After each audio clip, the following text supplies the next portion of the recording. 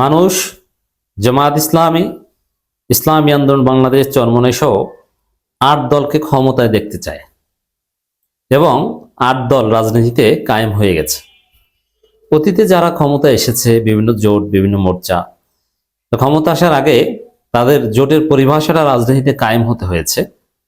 যেমন 4 দলীয় জোট ক্ষমতায় এসেছে সেই 2001 সালের সম্ভবত অক্টোবরের নির্বাচনের আগেই স্লোগান রাজনীতিতে, রাজপথে, মিছিলে 4 দলীয় ঐক্য জোট, 4 দলীয় ঐক্য জোট। তখন শুধু জোট বলতো না, ঐক্য জোট, 4 দলীয় ঐক্য জোট, এটা রাজনীতিতে একটা প্রতিষ্ঠিত পরিভাষা ছিল এবং জনে জনে মানুষের মুখে মুখে এই পরিভাষা উচ্চারিত হতো, প্রোনাউন্সড হতো। মিডিয়ায়, টকশোতে প্রতিপক্ষরা সমালোচনা করার ক্ষেত্রেও বলতো 4 দলীয় ঐক্য জোট, ভেঙে চুরে নৌকায় ওঠ, এরকম স্লোগান ছিল। তো ক্ষমতায় আসতে হলে আপনি যে জোট নিয়ে আসবেন সেটা জনগণের মুখে মুখে সহজে উচ্চারণযোগ্য হতে হবে। এর ছাড়া আওয়ামী লীগ ক্ষমতা সে 14 দলীয় জোট, 14 দলীয় মহাজোট, মহাজোট বা 14 দলীয় জোট, এটাও এরকম একটা পরিভাষা হিসাবে কায়েম হয়েছিল এবং মানুষের মনে মনে, জনে জনে এই পরিভাষা ছিল। তো দর্শক, এইভাবে একটা দল বা মোর্চা জনগণের কাছে গ্রহণযোগ্য হয় বা গ্রহণযোগ্য হয়েছে কিনা তার প্রমাণ পাওয়া যায়। যেমন বিএনপি জামাত, বিএনপি জামাত, এই পরিভাষাটা রাজনীতিতে একটা প্রতিষ্ঠিত পরিভাষা।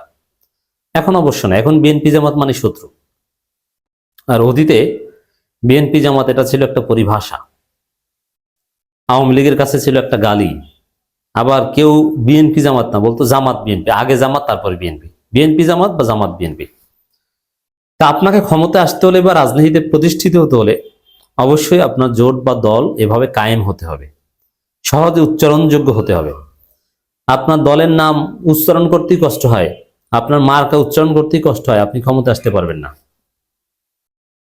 যেমন বিএনপির নাম যদি বিএনপি না হয়ে, সংক্ষেপে বিএনপি না হয়ে যদি পুরো নামই হতো বাংলাদেশ জাতীয়তাবাদী দল, ওটা উচ্চারণযোগ্যই না, ওটা কঠিন। এই জন্য সংক্ষেপে বিএনপি, কেউ ভুলে বিএনপি বলে, বলুক, কিন্তু মানুষ চেনে দলটাকে, জানিস। ঠিক তদ্রুপ জামাত, জামাতে ইসলামী পুরোপুরি বলা দরকার নেই, জামাত দাঁড়িপাল্লা, জামাত দাঁড়িপাল্লা, খুব সহজে উচ্চারণযোগ্য। দাঁড়িপাল্লা এখন সবার কাছে মানুষের জিহ্বায় সহনশীল হয়ে গেছে। এবারে বিষয়টার সাথে আপনার পলিটিক্সেরও একটা সম্পর্ক আছে। যেমন বাংলাদেশে যেসব শব্দ প্রচলিত না, জাপানিজ, চাইনিজ অনেক শব্দ উচ্চারণ করতে আপনার কষ্ট হবে। যেরকম সৌদি আরব বা আরব বিশ্বে যেসব অ্যালফাবেট প্রচলিত না, তারা ওইসব শব্দ উচ্চারণ করতে পারে না, বাজে। যেমন টি টি টি, এই টি শব্দটা যদি আপনি আরবদের উচ্চারণ করতে বলেন, তারা পারে না, তারা বলে তি, মানে তা তা। আরবিতে আছে তা এবং তোয়া, আরবিতে ট ঠ, টি ঠি, এটা নাই। যার ফলে তারা টিচারকে বলে টিচার, টিচার, টিকে বলে ত, উচ্চারণ হয়, উচ্চারণযোগ্য না, তার কাছে খুব কষ্ট হয়। হ্যাঁ, দীর্ঘদিন ইউরোপ আমেরিকায় থাকতে থাকতে এক পর্যায়ে ঠিক হয়ে যায়, কিন্তু স্বাভাবিকভাবে যারা নেটিভ তাদের এটা ঠিক হয় না। এইভাবে আপনার ওই টিকে ত বললে আপনি ক্ষমতা আসতে পারবেন না। এর মানে হচ্ছে আপনার দল, আপনার মার্কা যদি এরকম প্রচলিত না হয়, উচ্চারণযোগ্য না হয়, মানুষের জিহ্বায় বাজে, আপনি ক্ষমতা আসতে পারবেন না। এখন এই দিক বিবেচনায় 8 দলীয় জোট, এটা রাজনীতিতে নতুন পরিভাষা। 5 আগস্ট পরবর্তী বাংলাদেশে এটা ফার্স্ট কোন এই মোর্চার পরিভাষা কায়েম হয়ে গেছে। বিএনপির কত দলীয় জোট এটা রাজনীতিতে আলোচনায় নেই। বলতে পারেন যে বিএনপি একা, না বিএনপি 18 দলীয় জোট, না 20 দলীয় জোট, না 24 দলীয় জোট, না 37 দলীয় জোট, কোনো পরিভাষাই নাই। তফসিল প্রায় হয়ে গেছে, প্রায় তফসিলের ঠিক আগ মুহূর্তে আমি কথা বলছি, কিন্তু বিএনপির কোন জোটের পরিভাষাই কায়েম করতে পারেনি। আর জামাতের 8 দলীয় জোট সমস্ত মিডিয়া, স্লোগান, গ্রামগঞ্জে, পত্রিকায়, ফেসবুকে, টকশোতে, সব জায়গায় এটা কায়েম। 8 দলীয় জোট পরিভাষা হিসাবে রাজনীতিতে কায়েম হয়ে গেছে। এই 8 দলীয় জোট ক্ষমতায় আসবে। আর বিএনপির কোন জোটের পরিভাষা কোনো খবরই নাই, ক্ষমতায় আসতে পারবে না। ক্ষমতায় আসার আগে আপনাকে কায়েম হতে হবে। তো দল হিসাবে, মোর্চা হিসাবে কারা ক্ষমতায় আসবে এটা তো জনগণের কাছে আগে পরিচিত হতে হবে। তো এখন তো জামাতের 8 দল এটা পরিচিত হয়ে গেল, প্রতিষ্ঠিত হয়ে গেল। That is very significant. দর্শক, হামিদুর রহমান আজাদ বলছেন, জামাত সহ 8 দলকে ক্ষমতায় দেখার আকাঙ্ক্ষায় দেশের মানুষ। রাইট, দেশের মানুষ জামাত চরমনাই সহ 8 দলকে ক্ষমতায় দেখতে চায়। এবং মানুষ এই 8 দলকে সবাইকে চেনে, 8 দল সম্পর্কে সবাই জানে। যেমন বেশি বোঝানোর দরকার নাই, কে এখানে নেতাকে ডাক্তার শফিকুর রহমান জামাত, কে পীর সাহেব চরমনাই। পীর সাহেব চরমনাইকে চেনে না এমন কোন মানুষ আছে বাংলাদেশে?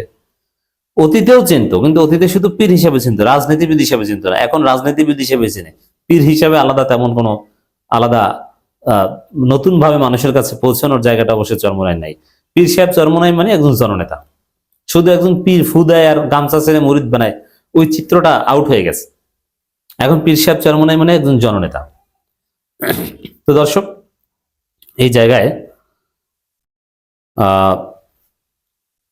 ডাক্তার শফিকুর রহমান, হামিদুর পীর সাহেব চরমনাই। আবার মামুনুল হককে চেনেন এমন কোন লোক আছে? তার নেতাদের দেখেন, ডাক্তার শফিকুর রহমান, পীর সাহেব চরমনাই, রেজাউল করিম, আল্লামা মামুনুল হক। এর চাইতে বড় কোনো ব্র্যান্ড দরকার আছে? আর বিএনপির যাকে চেনে সে বাংলাদেশের ভোটার না, নাগরিকও না, তারেক রহমান। খালেদা জিয়া, সে অসুস্থ, সে বাস্তবতার বাইরে। অতএব সব দিক বিবেচনায় জামাত চরমনাই সহ 8 দল কায়েম এবং এগিয়ে আছে। এবং মানুষ চায়, মানুষ জানে যে এরা তো সৎ। মানুষ মনে করে তারেক রহমান কি করেছে 2001 থেকে 2006, খাম্বা, সেই 10% গল্প, হাওয়া ভবনের গল্প, এটা মানুষের মুখস্থ হয়ে গেছে। এটা হাসিরই মুখস্থ করে দিয়ে গেছে। বিএনপি নিজেরাই জনগণকে মুখস্থ করিয়েছে। 2001 থেকে 2006-07 সালে 111-এর সময় বিএনপি নেতারাই তারেক রহমানের হাওয়া ভবন 10% জনগণকে মনে করিয়ে দিয়েছে, মুখস্থ করিয়েছে। কোনো ভালো ইমেজ আছে তারেক রহমানের? নাই।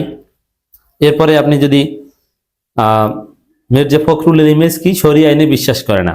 সালাউদ্দিন আহমেদকে এখন পর্যন্ত বাংলাদেশে মানুষ ওইভাবে চেনে না, যারা চেনে তারা বলে শিলং সালাউদ্দিন।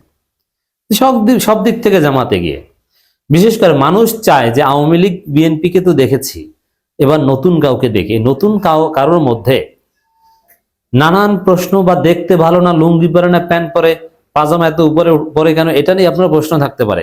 কিন্তু ডাক্তার শফিকুর রহমান, মামুনুল হক, রেজাউল করিম, এরা যে সৎ, এরা যে 1 টাকাও মারবেন না, এরা যে পিওর ভদ্রলোক, এই বিষয়ে আওয়ামী লীগ বিএনপিরও কোনো সন্দেহ সংশয়।